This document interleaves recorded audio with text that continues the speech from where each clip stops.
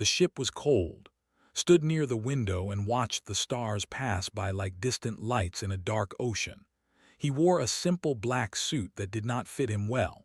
It was borrowed from someone taller, and the sleeves hung past his wrists. He was not supposed to be here. 3 months ago, he was fixing Bridges in. He woke up early, drank cheap coffee, and went to work like everyone else. He had no family. His parents died when he was young, and he grew up in government homes. He had no wife, no children, no one who would miss him. That was why they chose him. The war between Earth and the galactic hegemony had lasted 3 years. Millions had died on both sides. Earth's cities burned and the hegemony lost entire fleets. Neither side could win and neither side could stop. So they made a deal. A marriage between a human and the daughter of the hegemony's leader would end the fighting. A symbol of peace. Earth's leaders needed someone to send. Someone who would not be missed. Someone expendable. They found. He remembered the day the officials came to his apartment. They wore expensive suits and spoke in calm voices. They told him he was chosen for a great honor. They told him he would save humanity. They told him many things, but their eyes said something else. Their eyes said he was a sacrifice. Accepted, what else could he do? He had nothing to lose. Now he stood on an alien ship, flying toward a wedding he did not want, to marry a woman he had never met. The door behind him opened. A tall alien with blue skin and 4 eyes stepped inside. His name was Commander, and he was assigned to escort to the ceremony. Looked at humans the way humans looked at insects. "We arrive in 1 hour," said. His voice was flat. "You will be taken to the preparation chamber. Do not speak unless spoken to. Do not touch anything. Do not embarrass yourself." Nodded. He had learned to nod a lot in the past 3 months. Turned to leave, then stopped. "I do not understand why the princess must suffer this. You are barely civilized. Your species discovered space travel only 2 centuries ago.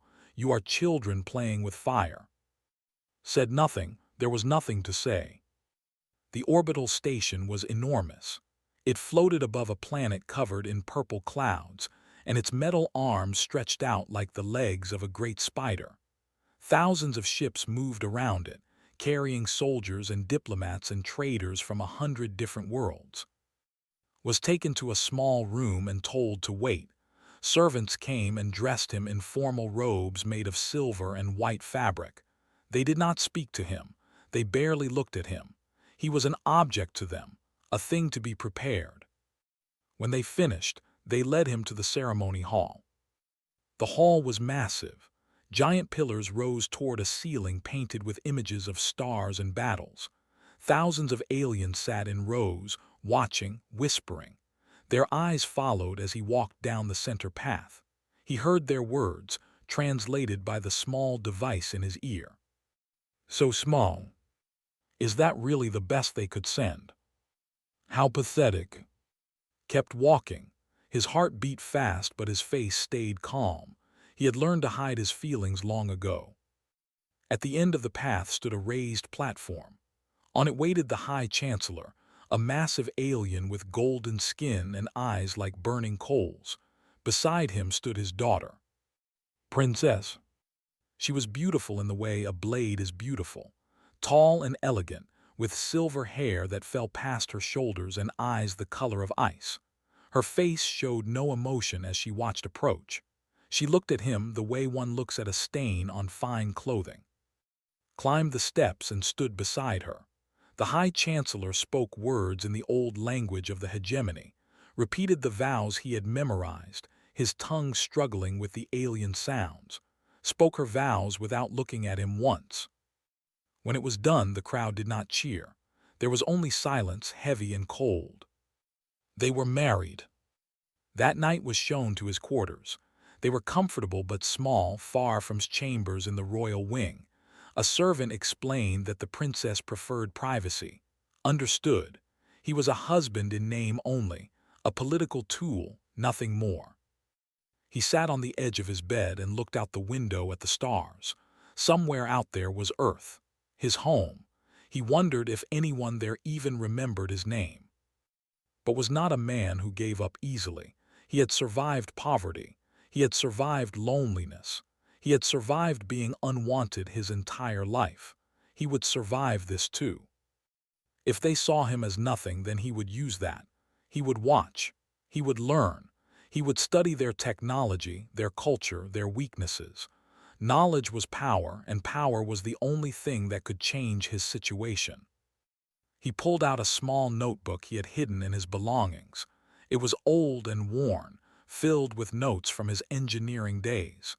He opened to a fresh page and began to write. Day 1. The hegemony underestimates humans. They think we are weak. They think we are stupid. They think we are nothing. He paused, then added one more line. They are wrong. Closed the notebook and lay down to sleep. Tomorrow he would begin his real work. Tomorrow he would start proving them all wrong. The unwanted groom had arrived, but he would not remain unwanted forever. 6 months passed like water through fingers, learned to live in the shadows. He walked the halls of the royal station quietly, watching everything, saying little. The servants ignored him. The nobles mocked him behind his back. His wife spoke to him only when duty required it, but did not waste his time on bitterness. Every day he studied. He learned the hegemony's language until he could speak it without thinking. He read their history books, their science journals, their military reports. He filled notebook after notebook with observations and ideas. He was an engineer. Engineers solved problems, and right now his biggest problem was being useless. Then the first reports arrived on a cold morning. A machine fleet had appeared at the edge of hegemony space. They came from beyond the galactic rim, from the empty darkness between galaxies. No one knew where they came from or what they wanted. They only knew one thing. They destroyed everything in their path. 3 star systems fell in the first week. The hegemony sent its finest fleets to stop them. Those fleets never returned. The ships were unlike anything anyone had seen. They repaired themselves during battle. They learned from every attack. They adapted faster than any living enemy could. Panic spread through the hegemony. For the first time in 1,000 years, they faced an enemy they could not defeat. Was called to join the War Council. As her husband was allowed to attend, though no one expected him to speak. He sat in the back of the great council chamber, watching admirals and generals argue over maps and numbers. We need more ships, one admiral shouted. Double the production, triple it. Ships are useless if the enemy destroys them faster than we build them, another replied. Then we retreat, pull back our borders, sacrifice the outer worlds. And then what? Keep retreating until they reach the core worlds. The arguments went in circles, listened carefully. He studied the tactical displays, the reports of past battles, the data on behavior. Something was forming in his mind, a pattern, an idea. He raised his hand. The room went quiet. Every eye turned to him. Some faces showed surprise, most showed contempt.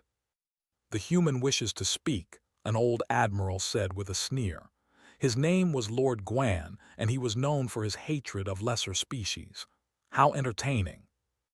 The High Chancellor sat at the head of the table. His golden face showed no emotion. Let him speak.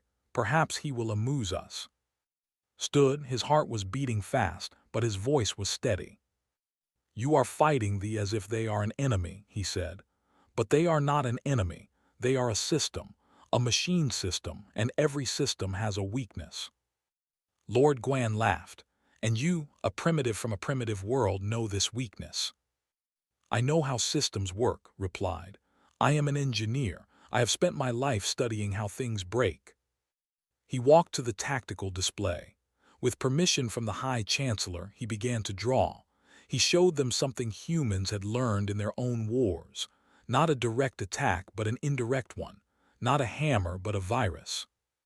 They adapt to everything you throw at them because you attack them the same way every time. Big fleets, direct combat, predictable patterns. Drew lines on the display. But what if you attack them differently? Small units, hidden in debris fields, using signals that confuse their sensors, false targets that waste their resources, logic traps in their communication networks that create errors in their programming. He finished his drawing and turned to face the council. You cannot outfight them, but you can outthink them, make them chase shadows, make them doubt their own data, make them break themselves. Silence filled the room. Lord Gwan's face was red with anger. Other admirals whispered among themselves. The High Chancellor studied the display for a long moment. Then he spoke. Interesting. That was all he said. The council continued without asking anything more. He returned to his seat, unsure if anyone had really listened. 3 weeks later, he got his answer. A small fleet was sent to test strategy on a minor front. They used his tactics exactly as he had described. Small ships hiding in asteroid fields, false signals, communication viruses. The fleet stopped moving. For the first time in the war, the machines hesitated. Their formations broke apart. Their ships attacked empty space while real attackers slipped behind them. The hegemony won its first victory. News spread quickly. The council demanded to know who created the strategy. When they learned it was the human, opinions divided sharply. Some called it luck, others called it genius. Lord Gwan called it a trick and demanded be removed from the council. But the High Chancellor saw something else. He saw a tool, a weapon he had not expected. Was called to meet the High Chancellor alone. The old alien studied him with those burning eyes for a long, uncomfortable moment. You are more than you appear, human, the High Chancellor said. Bowed his head. I am only what I need to be, Your Excellency. Then you will need to be more. I am assigning you to the Tactical Advisory Division. You will develop new strategies against the... His heart jumped, but he kept his face calm. I am honored. Do not mistake this for trust, the High Chancellor warned. You are still a primitive, still expendable, but useful things deserve to be used. Bowed again, I understand. That night he returned to his quarters and opened his notebook. He wrote a single line. Day 183. They are starting to listen. The shadow of war had fallen over the galaxy, but in that darkness had found his first light. His life changed after his first victory. He was no longer invisible. Commanders who once ignored him now requested his advice. His strategies were tested on more battlefields, and most of them worked. Each success pushed his name higher. But success brought enemies. The conservative nobles of the hegemony watched his rise with growing anger. To them, he was an insult. A creature from a backward world was advising their great admirals. It was unacceptable, unforgivable.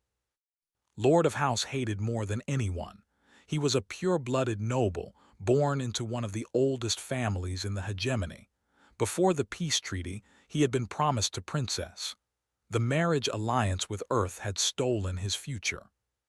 Now, watching the human gain power and respect, could not contain his rage. One evening, was walking through the station's main hall when stepped into his path. The noble was tall and broad, with muscles built from a lifetime of military training. Behind him stood a group of his followers, all wearing the colors of House. Human, said, his voice echoing through the hall, I have something to say to you. Stopped, he knew what was coming. He had seen the hatred in his eyes for months. You have risen too high, continued. You sit in our war councils, you give orders to our commanders, you sleep in the same station as my princess. This is wrong, this must be corrected. Stayed silent. Smiled coldly. I challenge you to a duel of honor. By ancient law you cannot refuse. If you run, you will be marked a coward forever. Your voice will mean nothing. A crowd had gathered around them. Soldiers, servants, nobles, all watching, all waiting. Understood the trap. If he refused, he would lose all the respect he had earned. His strategies would be ignored. His opinions would be worthless. Everything he had built would crumble. but if he accepted, he would almost certainly die. Was a trained warrior, had never held a sword in his life. "I accept," said. The crowd murmured in surprise. Smile grew wider. "Excellent, we fight in 6 weeks. Prepare yourself, human, prepare to die." That night came to quarters. It was the first time she had visited him willingly since their wedding. She stood in the doorway, her ice blue eyes unreadable. "You should not have accepted." Was sitting at his desk, studying combat manuals. "What choice did I have?" "You could claim diplomatic immunity. You are a consort, not a warrior.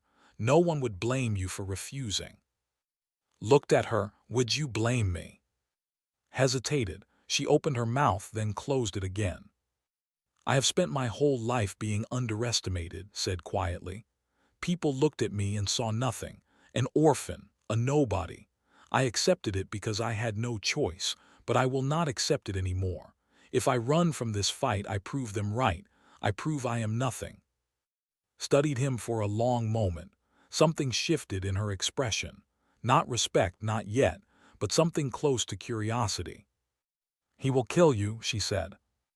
"Maybe," turned back to his manuals, "but I will make him work for it." The next 6 weeks were the hardest of his life. He trained every day until his body screamed for rest. He studied fighting style, watching recordings of past duels. He learned the rules of hegemony combat, the forms and techniques that had been developed over centuries. He would never match skill. He knew that. But he did not need to be better. He only needed to survive long enough to find an opening. The day of the duel arrived.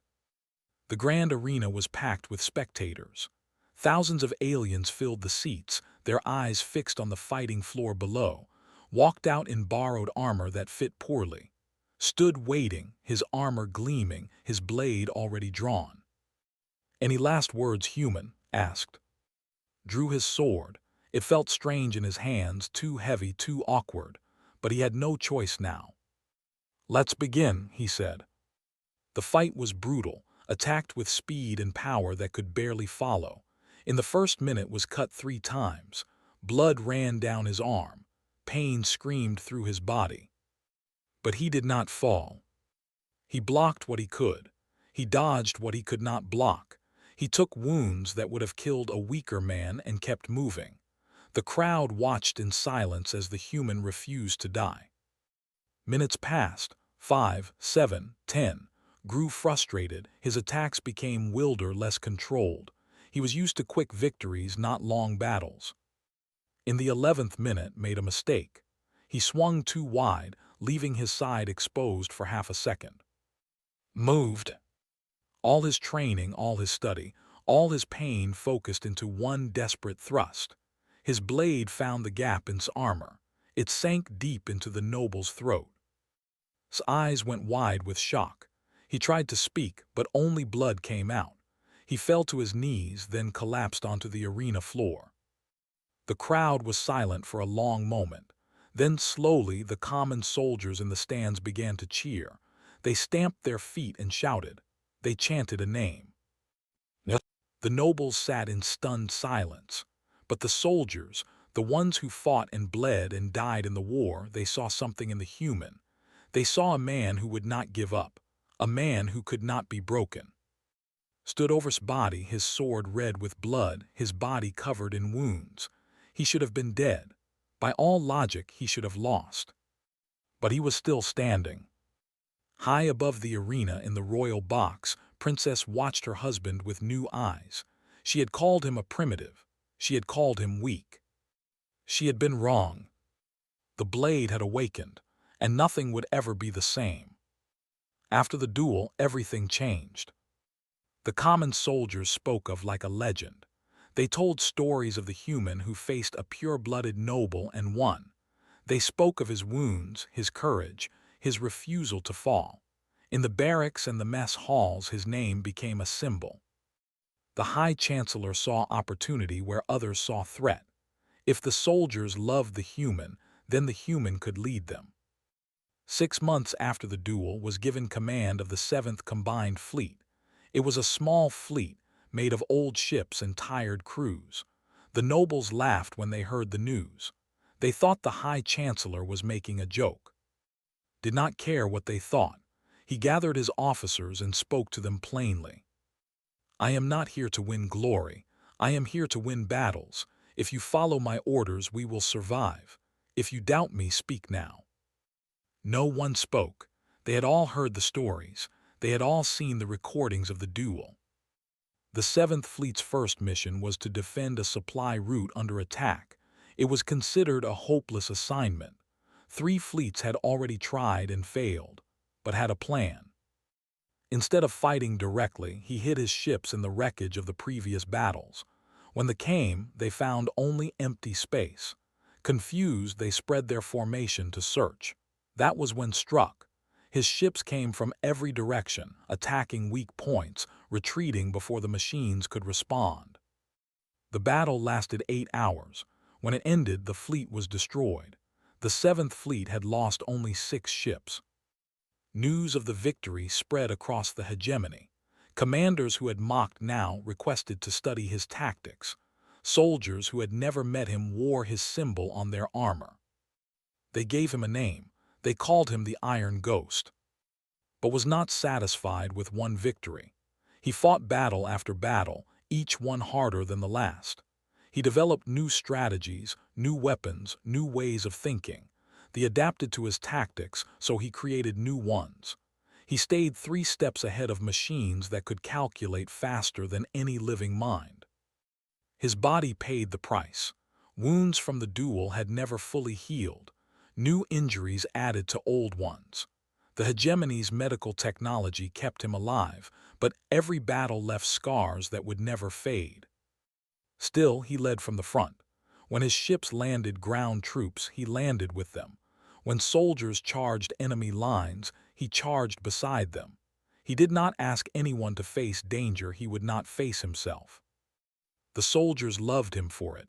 They called him new names: the Undying, the Human Storm, and finally, after he broke the siege of Prime, they called him something else: the God of War. The siege of Prime was the turning point of the war.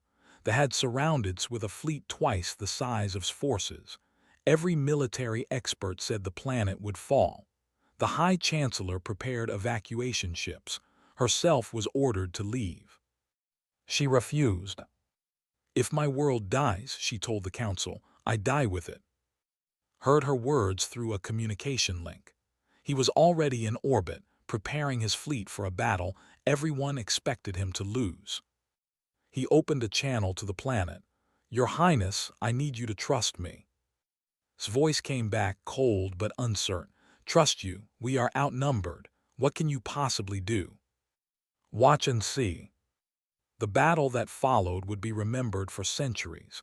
Used every trick he had learned, every strategy he had developed, every lesson humans had taught themselves in their long history of war.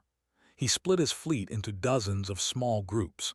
He used asteroids as weapons. He crashed empty ships into formations. He turned the enemy's own debris into traps. When his flagship was damaged beyond repair, he did not retreat. He boarded a drop pod and fell toward the planet's surface. They had landed ground forces, and the capital city was under attack. Landed in the middle of the battle. He should have died 100 times that day. Enemy fire tore through his armor. Explosions threw him across the battlefield. Blood ran from wounds he could not count, but every time he fell, he stood up again. The soldiers around him saw a man who could not be killed. They fought harder because of him. They held lines that should have broken. They won ground that should have been lost. By sunset, the ground forces were destroyed. By midnight, their fleet was retreating. By dawn, Prime was saved. Stood in the ruins of the capital city, his armor shattered, his body broken but his spirit undefeated. Around him, soldiers cheered his name. Then came. She walked through the rubble, past the cheering soldiers, past the burning wreckage. She stopped in front of, and the crowd fell silent. Every camera, every commander, every watching eye in the hegemony turned to see what she would do. Knelt. "I was wrong about you," she said, loud enough for all to hear. "I was wrong about your people. You have saved my world. You have saved my people. I ask your forgiveness for every insult, every doubt, every moment I treated you as less than you are." Looked down at the princess who had once despised him. He was exhausted. He was wounded. He was barely alive. But he reached down and took her hand. He lifted her gently to her feet. "There is nothing to forgive," he said. "We were strangers once. We are not strangers anymore." He pulled her close, and in front of the entire hegemony they embraced.